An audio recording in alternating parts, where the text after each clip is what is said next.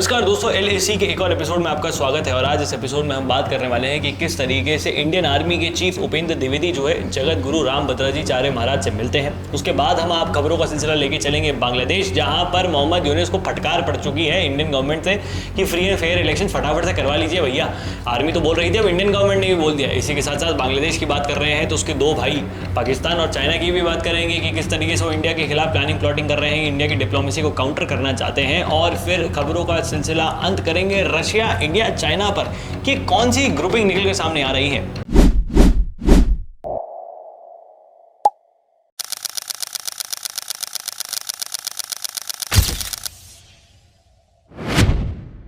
तो कार्तिक, उपेंद्र द्विवेदी की जो तस्वीर निकल कर सामने आ रही है कि वो जगत गुरु रामभद्राचार्य महाराज से मिलने गए थे। वहाँ पर जगत गुरु रामभद्राचार्य महाराज ने उनको गदा दिया है और कहा है कि गुरु दक्षिणा में मुझे पीओके चाहिए। बिल्कुल। अभी क्या मैसेजिंग है, क्या सेकुलर लोगों को बर्नॉल की इतनी ज़्यादा जरूरत पड़ चुकी है, तो क्या सब चीज़ें हैं? देखिए, ये जो सेकुलर लोग हैं हमारे भारत के अंदर ये पहले से मौजूद हैं और शुरुआत से लेकर अब तक जब भी कुछ ऐसी पॉजिटिव चीज़ होती है, ये सेकुलर लोग अचानक से खड़े हो जाते हैं, आते हैं और भारत की हर उस चीज़ को के विरुद्ध में खड़े हो जाते हैं और हर उस चीज़ को क्रिटिसाइज करने लगते हैं जो हमारे भारत की खूबसूरती है। और इंडियन आर्मी के अंदर जो धार्मिक लगाव है, सभी धर्मों के जो आर्मी के फौजी हैं इनके बीच में एक सहज स्वीकारते हैं वो एक दूसरे के धर्मों को और एक दूसरे के चीज़ों को पूछते भी हैं। और इसी बीच अगर इंडियन आर्मी की जो चीफ ऑफ स्टाफ है, आर्मी चीफ ऑफ स्टाफ है, वो जाते हैं महाराज जी के पास और उनसे मिलते हैं और महाराज जी उनको कहते हैं मुझे गुरु दक्षिणा में पीओके चाहिए। तो ये एक बहुत बड़ा मैसेज है और ये मैसेज देखने लायक ऐसा भी है कि आखिर हमारे महाराज जी सोचते क्या है। और महाराज जी सोचते हैं तो कहीं ना कहीं वो जो लिंक है उनके भक्तों तक भी जाता है। भक्त ऑडियंस है उनके, एक तरीके से ऑडियंस कहें या भक्त कहें, जो भी लोग हैं वो भारत की जनता के,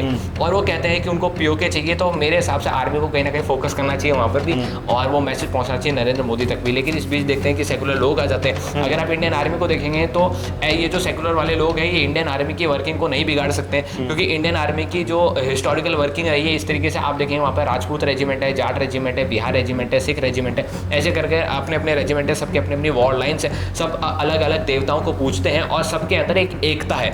जो जज्बा, ऐसा कहा जाता है कि इंडियन आर्मी के अंदर एक जज्बा है, एक बहादुरी है। वो जज्बा ना तो आपको अमेरिकन आर्मी में देखने को मिलेगी, ना चाइनीज, ना रशियन, ना फिर इजरायली। वो जज्बा यहीं से आता है, वो यूनिटी यहीं से आती है। एक जो लगाव होता है, धार्मिक लगाव होता है, वो एक मोटिवेशन भी देता है। और अगर आप दूसरी तरफ हिंदुत्व को देखेंगे तो हिंदुत्व के अंदर काफ़ी चीज़ ऐसी है जो वॉर टाइप चीज़ों को मोटिवेट करती हैं और इस तरीके की चीज़ों को काफ़ी मजबूती से और शक्तियाँ भी देती हैं। तो ये जो चीज़ है मैसेजिंग मेरे हिसाब से ये है। बाकी जो सेकुलर लोग हैं वो तो शुरुआत से तक भारत में थे ही, वो ना तो किसी चीज़ का बिगाड़ नहीं सकते हो। हाँ, बेसिकली कार्तिक ने बिल्कुल सही समझाया, क्योंकि वो चीफ है, चीफ कुछ कर रहे हैं तो करने दो।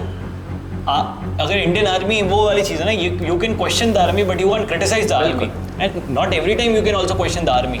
आर्मी है, अगर आपको इतनी ही दिक्कत हो रही है तो जाइए, बंदूक उठाइए, सरहद पे जाके लड़िए, दुश्मन से लड़के दिखाइए, एक बार खड़े होकर दिखाइए, जैसलमेर की उस गर्मी के अंदर, सियाचिन के उन पहाड़ों के अंदर खड़े होकर दिखाइए, पता चलेगा। एक बार सुंदरबंस के अंदर एक बार जो BSF जिस तरीके से गश्त लगाती है, एक बार आप लगा कर दिखाइए।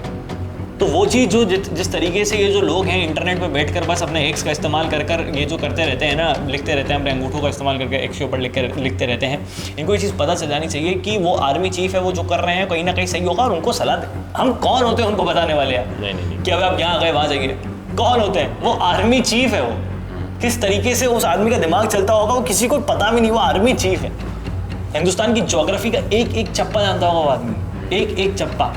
और फिर भी लोग सिर्फ अपने इंटरनेट की वो जो राइट टू इंटरनेट है उसका गलत इस्तेमाल करते हैं। खैर, अगर हम खबरों के सिलसिले में आगे बढ़ते हैं कार्तिक, तो बांग्लादेश के लिए एक मुसीबत आ चुकी है कि हम कितने टाइम से ये चीज़ कवर भी कर रहे थे कि बांग्लादेश में इलेक्शन है।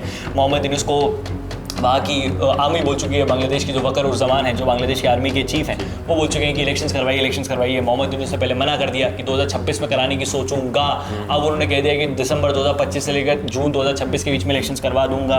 बांग्लादेश के अंदर जो पॉलिटिकल पार्टी है, जैसे BNP, जो बांग्लादेश नेशनलिस्ट पार्टी है खालिदा जिया की, उन्होंने भी बोल दिया कि भाई इलेक्शंस की जरूरत है। खालिदा जिया को पता है इलेक्शन होंगे तो वो जीत जाएंगी। शेख हसीना तो यहाँ पर हैं, उनके खिलाफ तो विरोध प्रदर्शन चल रहा है। अब भारतीय गवर्नमेंट ने भी कह दिया है कि इलेक्शंस करवाइए। We want to talk to free democratically elected government in Bangladesh. ये स्टेटमेंट इंडिया ने भी क्लियर आउट कर दिया है, पूरे वर्ल्ड पे बता दिया है कि बांग्लादेश के जो चीफ एडवाइजर हैं उनसे हमें बात करने का कोई मन नहीं है, हमें करनी नहीं है। हमें सिर्फ उनसे ही बात करनी है जो इलेक्टेड होगी, एकदम प्रॉपरली डेमोक्रेटिकली इलेक्टेड गवर्नमेंट होगी। सीन ये है कि अगर आप मोहम्मद यूनुस के स्टार्टअप को देखेंगे कि मोहम्मद यूनुस का जब स्टार्टअप हुआ, जब मोहम्मद यूनुस लॉन्च हुए, तब उनको जाहिर सी बात है जो बाइडेन के एडमिनिस्ट्रेशन ने लॉन्च किया था और उन्हीं के एडमिनिस्ट्रेशन ने बांग्लादेश के अंदर तख्ता पलट कर दिया था। उसके बाद मोहम्मद यूनुस एक तरीके से अपनी जो पर्सनल राजनीति है, एक तरीके से जो उनका पर्सनल ज्ञान है उसको इस्तेमाल करते हुए बांग्लादेश के अंदर सो कॉल्ड रिफॉर्म्स करने लग गए थे। अब सीन ये बन रहा था कि मोहम्मद यूनुस काफ़ी चीज़ें ऐसी करने लग गए थे जो एक वास्तविकता में सिटिंग गवर्नमेंट को करना चाहिए, और मोहम्मद यूनुस एक सिटिंग गवर्नमेंट नहीं है, वो एक चीफ एडवाइजर है। तो जो उनके जो आर्मी चीफ है उन्होंने भी काफ़ी बार उनको टोका है। अब क्योंकि खालिदा जिया बाहर आ चुकी है, बीएनपी की लीडर खालिदा जिया बाहर आ चुकी है, तो खालिदा जिया को भी अब यही लग रहा है क्योंकि अब मैं बाहर आ चुकी हूँ तो जाहिर से बात है चुनाव होने चाहिए और मैं जीतनी चाहिए या फिर मुझे फाइट करना चाहिए। जैसे कि आप बता रहे हैं कि अब उनके सामने ज़्यादा कोई बड़ा कॉम्पिटिशन नहीं है, कोई बड़ा मजबूत कॉम्पिटिशन नहीं है, तो उनके दिमाग में ये है कि अब मेरे को सत्ता संभालनी चाहिए चुनाव लड़ने के बाद में। और बांग्लादेश के अंदर किस तरीके से चुनाव होते हैं देखने वाली बात ये भी रहेगी। हो सकता है वहाँ की आर्मी उस चीज़ को मैनिपुलेट करे क्योंकि बाइडेन एडमिनिस्ट्रेशन जा चुका है, ऊपर का माला खाली है। अब ऊपर के माले को कौन भरता है ये मेन देखने वाली बात है। और ऊपर के माले में सिर्फ और सिर्फ इस वक्त पावरलेस अगर कोई आदमी बैठा है वो मोहम्मद यूनुस बैठा है, उसके पास सिर्फ और सिर्फ दिखावे की पावर है। और वो यहाँ पर ये देखेंगे, यानी कि हो सकता है कि जो खालिदा जिया है वो ये प्लान करनी हो आर्मी चीफ के साथ मिलकर कि अपन एक इलेक्शन करा लेते हैं, मैं ऊपर बैठ जाऊंगी, आप साथ में हैं और मिलके फिर बड़े बड़े काम कर लेंगे। और इंडियन गवर्नमेंट इसलिए ऐसा चाहती है क्योंकि वहां पर इस वक्त मोहम्मद यूनुस बैठे हुए हैं। एक सरकार, जिम्मेदार सरकार तो होनी चाहिए। फॉर एग्जाम्पल भारत को कहना है कि आप रिफ्यूजी लीजिए, हमारे पास जो आपके इलीगल इमिग्रेंट्स हैं उनको हम आपको सौंप रहे हैं, आप उनको एक्सेप्ट कीजिए। तो मोहम्मद यूनुस के कौन से सिर के ऊपर वार करेंगे? मोहम्मद यूनुस के कंधों पर तो कोई जिम्मेदारी नहीं है, वो तो केयरटेकर प्राइम मिनिस्टर है। अभी इंडियन एयरफोर्स को गुस्सा आ गया, मोहम्मद यूनुस फॉर एग्जाम्पल कहते हैं कि मैं चाइना से डील करता हूँ, ऊपर जो इनका एक एयरबेस है सिलीगुड़ी कॉरिडोर के 12 किलोमीटर के पास, वहाँ पर ये बोलते हैं कि हम डेवलप करते हैं। इंडियन एयरफोर्स ने एक अटैक कर दिया, चाइना पीछे हट गया, बोला कि हमारा तो कोई लेना देना ही नहीं है। फॉर एग्जाम्पल चाइना पीछे हट जाता है तो मोहम्मद यूनुस तो भागेंगे देश छोड़ के। तो इसके चक्कर में यहाँ पर यही सीन बन रहा है कि ना तो आर्मी चीफ कोई बड़ा पंगा लेना चाहते हैं, ना ही खालिदा जिया इस मौके को छोड़ना चाहती है। और ये जो मौका है ये सबसे बेस्ट मौका है खालिदा जिया के लिए और वहाँ के आर्मी चीफ के लिए कि मोहम्मद यूनुस को रिप्लेस कर दें, हम आ जाएं, यानी कि ऊपर का जो माला खाली है उस ऊपर वाले माले में हम बैठ जाएं और फटाफट से वो काम करना शुरू कर दें जो खालिदा जो शेख हसीना के टाइम पर वो नहीं कर पाए। नहीं, बिल्कुल सही बात आपने कार्तिक बताई कि किस तरीके से ये ज़रूरी है।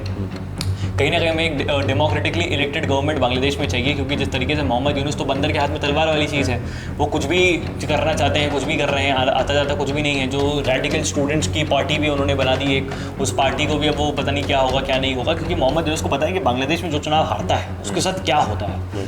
खालिदा जिया से शायद उन्होंने पूछ लिया होगा कि शेख हसीना उनके साथ क्या किया था जब खालिदा जिया जो है चुनाव हार गई थी। तो ये रिचुअल है बांग्लादेश में चलता रहता है। मोहम्मद यूनुस का डर होगा कि भाई शेख हसीना को तो भगने का मौका मिला था, कहीं मुझे भगने का मौका भी ना दे। एक अगर इंडियन गवर्नमेंट जैसे कि इसके अंदर कह रही है कि यहाँ पर चुनाव होने चाहिए तो इंडियन गवर्नमेंट को इन चुनाव को प्रॉपर तरीके से मॉनिटर भी करना चाहिए। और अगर आप देखेंगे बांग्लादेश के अंदर तो बांग्लादेश की जो ऑन ग्राउंड सिचुएशन है वो मोहम्मद यूनुस के आने के बाद ऐसी हो चुकी है कि वहाँ पर ऑन ग्राउंड सिचुएशन पाकिस्तान के इस्लामिक रेडिकल संभाल रहे हैं। अचानक से वहाँ पर जो ऑन ग्राउंड सिचुएशन में बदलाव आया है, वहाँ के जो युवा हैं उनके अंदर जो बदलाव आया है जिसके अंदर एंटी इंडिया स्लोगन्स और एंटी इंडिया एक्टिविटीज़ देखने को मिल रही है, वहाँ पर ये देखने को मिलता है। तो इंडिया को यहाँ पर ये चीज़ भी मॉनिटर करनी चाहिए। नहीं, बिल्कुल सही बात कार्तिक आप कह रहे हैं। अगर हम खबरों के सिलसिले में आगे बढ़ते हैं तो चाइना पाकिस्तान फिर से खिचड़ी पका रहे हैं, खिचड़ी पक रही है इस बार भारत के खिलाफ नहीं, अब पाकिस्तान के खिलाफ। कैसे? पाकिस्तान के वो जो ठड्डे पंजाबी लोग हैं जो बलोच के लोगों का फ़ायदा उठाते थे, उनको एक्सप्लॉइट करते थे, चाइना को शायद ये चीज़ समझ आ गई होगी और अब चाइना ने पाकिस्तान को डायरेक्टली बोल दिया है कि now we directly want to talk to Baloch. अब ये जो स्टेटमेंट निकल के सामने आया है कि पाकिस्तान के डिफेंस मिनिस्टर ख्वाजा आसिफ वो चाइना जाते हैं, वहाँ पे उनको फटकार पड़ती है और चाइना बोल देता है कि हमें डायरेक्टली बलोच से बात करनी है। क्यों करनी है? सीपेक कॉरिडोर एंड होता है बलूचिस्तान में, बलोच के लोग उस सीपेक कॉरिडोर के खिलाफ प्रोटेस्ट करते हैं, चाइनीज़ को मारते हैं, कूटते हैं, वहाँ पे इंफ्रास्ट्रक्चर को बर्बाद कर देते हैं, बॉम्ब कर देते हैं, मिसाइलें मार देते हैं, आरपीजी मार देते हैं।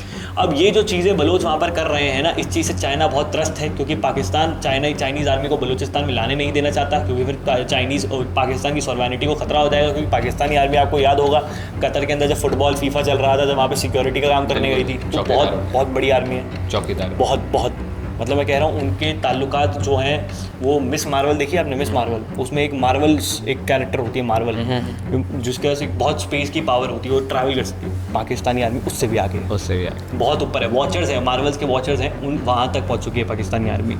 तो पाकिस्तानी आर्मी तो इतनी बड़ी आर्मी है, तो इसलिए चाइनीज़ आर्मी को वो आने नहीं देना चाहते क्योंकि सॉवरेनिटी पे खतरा पहुंच जाएगा।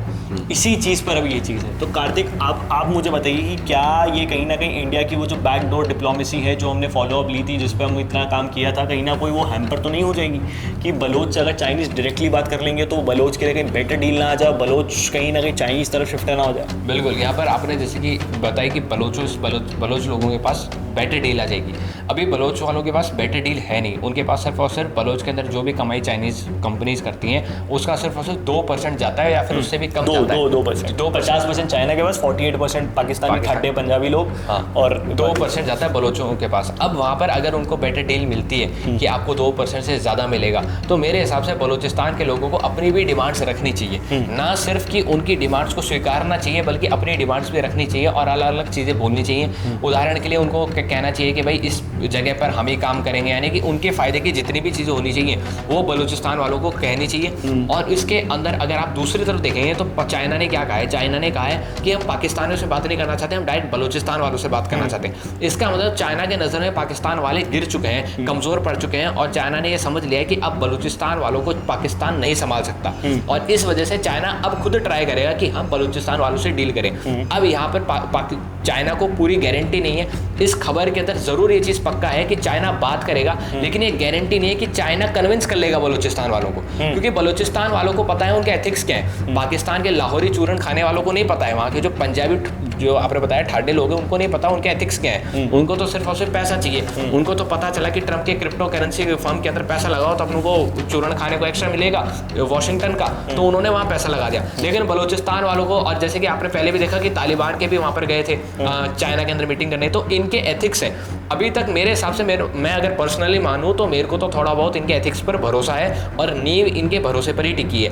अगर इंडिया ने जो बैकडोर डिप्लोमेसी जैसे कि आपने बताया वो सेट कर रही है प्रॉपर तरीके से, तो जाहिर सी बात है इंडिया की बैकडोर डिप्लोमेसी के अंदर इनको अभी तक एडवाइस दे देनी चाहिए बलूचिस्तान वालों को और उनको बता देना चाहिए कि अगर चाइना की तरफ से ये चीज़ आपके पास आती है तो आपको क्या क्या डिमांड रखनी है, ये चीज़ें आपके फेवरेबल होगी। मैंने आपको बताया था कि तालिबान वालों को जाकर इंडिया से बात करनी चाहिए और कहना चाहिए कि चाइना वालों ने सर हमको ये बताया क्या ये चीज़ हमको आप एडवाइस कीजिए कि यह चीज़ हमारे फ़ायदे की है या नहीं। इस तरीके से तालिबान वालों को और बलूचिस्तान वालों को अपने फ़ायदे की चीज़ को एक्सप्लोर करना चाहिए, ढूंढना चाहिए और तभी ये चीज़ कामयाब होगी। इस बीच एक बात तो पक्का है, ये सारी बात तो वो है जो हो सकती है या नहीं हो सकती, लेकिन एक बात पक्का है, चाइना को पाकिस्तान के ऊपर से विश्वास उठता जा रहा है, पाकिस्तान चाइना की नज़र में गिरता जा रहा है। हाँ, बिल्कुल सही बात आपने कही और कहीं ना कहीं एनालिसिस ये निकल कर आता है कि वो जो लाहौरी चूरन है वो अब चाइना भी खा के थक चुका है और अब उसको भी वो खाकर भी उसका खाना हजम नहीं हो रहा है, इसलिए उसको बलोच की तरफ देखने को पड़ रही है।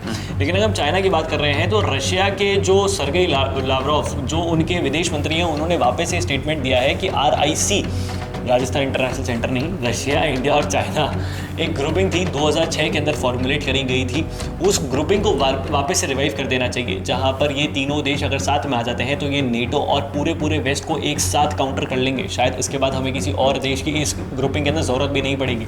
रशिया, इंडिया, चाइना अगर साथ में आ जाते हैं तो कहीं ना कहीं ये पूरी दुनिया के अंदर ये दिखा देंगे कि तीन सबसे ताकतवर देश की रशिया की जो क्या बोलते हैं, रशिया की जो सोच है, रशिया के जो क्यूरेशन इन वेपन्स है, जो उसके आइडिया क्रिएशंस है वो सबसे आगे, चाइना की मैन्युफैक्चरिंग और इंडिया का दिमाग, इंडिया की लगन, अगर ये साथ में आती है तो उससे बड़ा कुछ भी नहीं है। लेकिन शायद रशिया ये चीज़ भूल चुका है कि हमारे पास इंटरनेट है और हमारे पास भी लोग समझदार हैं और हम ये चीज़ जानते हैं कि किस तरीके से चाइना ने हर बार हमारी पीठ के अंदर खंजर खोपा है। बिल्कुल, हाल ही में भी जो पहलगाम के बाद जो हमने रिटेलिएट किया था, इधर से पाकिस्तान भेज रहा था नाकाम अटैक, मिसाइलें भेज रहा था जो सीधे की सीधे आ गई, कुछ नहीं हुआ।